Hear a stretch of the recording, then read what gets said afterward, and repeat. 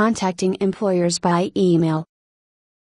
Email is a wonderfully efficient way to communicate. It offers a variety of advantages that a phone cannot, including the following. It's more convenient. You can send email anytime you want, and the recipients can deal with the messages as they choose.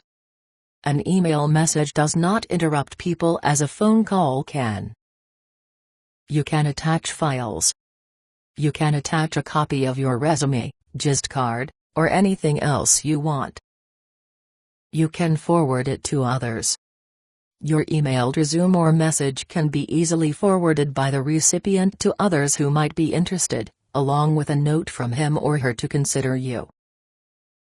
It's fast. There are no delays as there are when mailing or transferring papers within an organization. It's free. You incur no long-distance phone charges and no mailing costs. Some people prefer email. I am one of many who prefer getting work-related email instead of phone calls in most situations.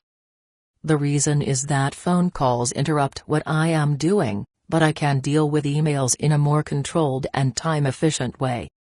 I get so many phone calls from telemarketers and other nuisance calls that I will often let incoming calls whose numbers I don't recognize, via caller ID, go to voicemail. Many employers also prefer email, particularly from people they don't know, and some will insist that you communicate with them only via email. You may also prefer to use email yourself. Even so, I think you should primarily use the phone during your job search, for these reasons. Email is easily ignored and deleted. One of email's advantages to the recipient is also its disadvantage to you. Email allows employers to ignore a message until they choose to deal with it. A busy person may wait days before responding, quickly view and put it aside for a later response, or simply delete it as junk email from someone they don't know. Think of email as a locked car sitting in your driveway. You don't think much about it until you want to use it. Phone calls get a bit more attention. A phone call, however, is more like a car alarm going off. It's far more likely to get your attention or at least get you to wonder why it is going off.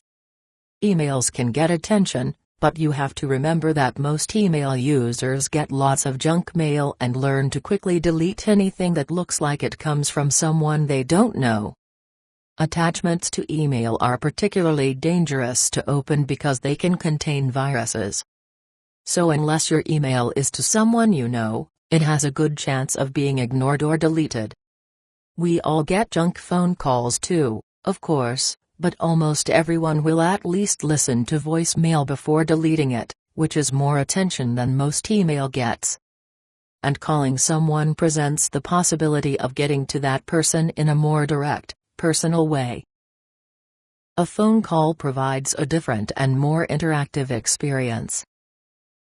If you prepare well, a direct phone contact allows you to have an impact that an email simply can't. Even if you only get to the potential employer's voicemail, a well-done presentation will at least be listened to. If you do get through to the potential employer, a phone conversation allows you to interact with that person in a more personal and natural way. The employer hears your voice and can ask you questions in real time and get your responses, experiencing your verbal communication skills. An interactive phone call also allows you to react to what's being said and allows an employer to make a decision whether to see you in an interview or to follow up in some other way. Saying no to you is harder on the phone. Phone calls provide an experience that is closer to being face-to-face. It is a much more personal interaction and one where you both have the opportunity to interact, react to questions and tone of voice, and correct misunderstandings. If you ask the employer to set up a time to see you, you are also much more likely to succeed than you would be in asking the same thing in an email. This assumes, of course, that the employer likes how you come across in the phone call. Keep in mind that my objective is to help you to get interviews. Making direct contacts with employers is one of the most effective job search methods there is. Email is most effective when it's used intelligently and appropriately in combination with the phone techniques in the next section.